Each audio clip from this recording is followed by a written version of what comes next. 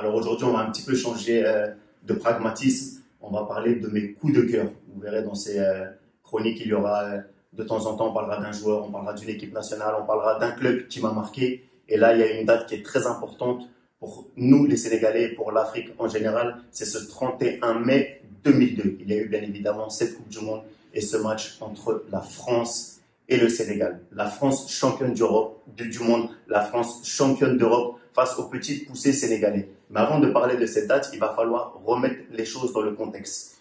Quelle est cette équipe du Sénégal? C'est une équipe de 2002 façonnée par un entraîneur d'exception, Bruno Metsu, paix à son âme, et un capitaine courage, Aliou Cissé, qui est aujourd'hui entraîneur de cette même équipe du Sénégal. C'est une équipe qui s'est forgée dans le temps. Elle était quart de finaliste en 2000. En 2002, elle fait finale de Coupe d'Afrique, en battant notamment en poule l'Égypte, en sortant la RDC en quart de finale, en battant le Nigeria, qui l'avait battu chez elle à Lagos, en étant réduit à 10 expulsions de Pape Sarr, et un match extraordinaire de cette génération qu'il avait emporté 2-1 avec un but notamment de Salif Diao, avant de rendre les armes en cette finale de Coupe d'Afrique au Mali face aux Lions indomptables du Cameroun. C'est une équipe qui s'est construite dans le temps. Il va falloir également parler des éliminatoires. C'était un groupe très compliqué pour cette équipe du Sénégal qui avait notamment l'Algérie, le Maroc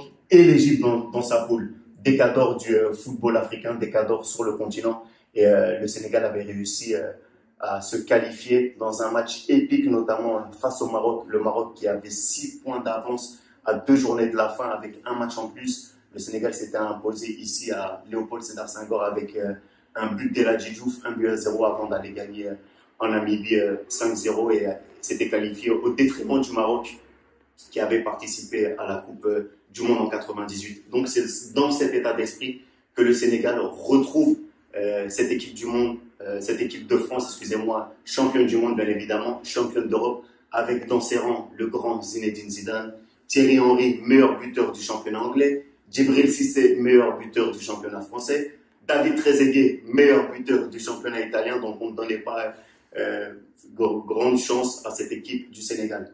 Mais tel qu'on connaît l'histoire, David contre Goliath, oui, le Sénégal jouait cette équipe de France, en plus en match d'ouverture.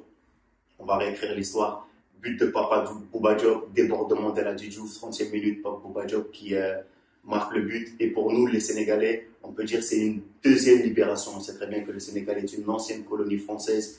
Et cette victoire, le seul match contre l'équipe de France notamment, a permis au Sénégal de se décomplexer, entre guillemets, et a même fait sortir le chef de l'État dans les rues pour célébrer avec la population.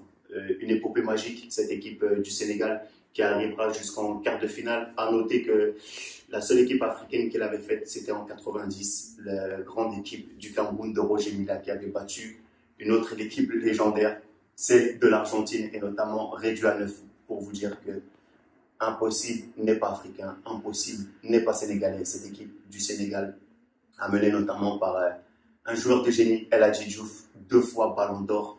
La seule chose qu'on peut un peu regretter, c'est que cette équipe n'ait jamais rien gagné, malgré le talent qu'elle avait, malgré les joueurs d'exception, à noter des Bouba Diop, des Salif Diao, des Ferdinand Coly, le gaucher magique, Kalilou Fadiga, le limpin flingueur, Henri Camara, ou bien évidemment Eladji Diouf. Personnellement, cette équipe m'a marqué. En 2002, je commençais ma carrière de footballeur. J'étais en Italie, seul joueur sénégalais évoluant en Serie A, et je regardais ce match avec de grands yeux. Ma mère est française, mon père est sénégalais. Je pense que c'est vraiment à ce moment-là que j'ai décidé de porter avec fierté le maillot des Lions du Sénégal. C'est tout pour aujourd'hui et on se retrouve la semaine prochaine avec une actualité brûlante entre Eladji Diouf, Didier Drogba et Samuel Eto'o.